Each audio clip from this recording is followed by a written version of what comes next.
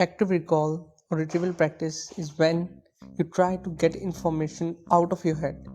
It means to regurgitate the information from your brain and actually writing it on the paper. So here are the benefits of active recall, as it is more effective than conventional method and recalls more cognitive effort from the brain. That means the connections in your brain, the neural connections get stronger and stronger. So here is one study that shows the relative effectiveness of active recall, i.e. retrieval practice, as compared to other study techniques. Now we can see the researchers gave 4 groups of students different choice of study technique. One group was allowed to study the material only, the other was allowed to do repeated study as most of us do. The third group was allowed to draw a concept map, and the fourth group was allowed to practice it. And here are the results. As you guys can see from the graph, out of 100, following are the marks of different study groups. If we see the study only group, it has just obtained 25 marks, and if we have seen repeated study group, it got almost above 50 marks, and the concept map people were about middle ground of both of them. But if we look at the active recall or retrieval practice group, we see that there is a substantial increase in the number of marks that they got. It is because active recall strengthens the neural connections between your brain, thus making it easier to get more marks. So, there was another study that was conducted upon the relative effectiveness of repeated testing over repeated studying.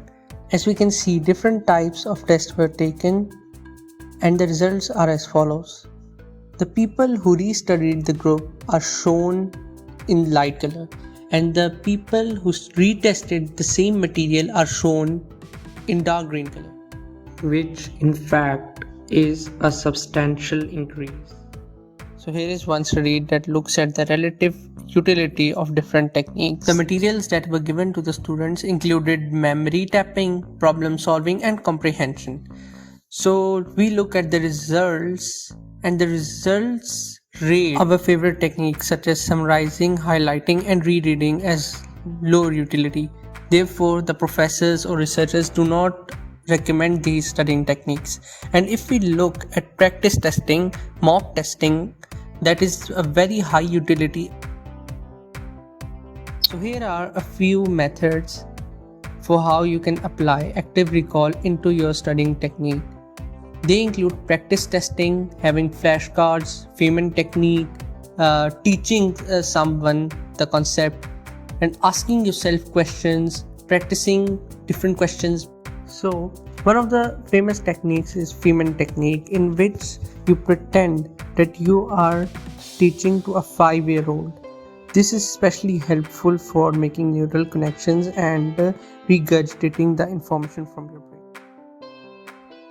So one of the common methods most people use is flashcards. Now a flashcard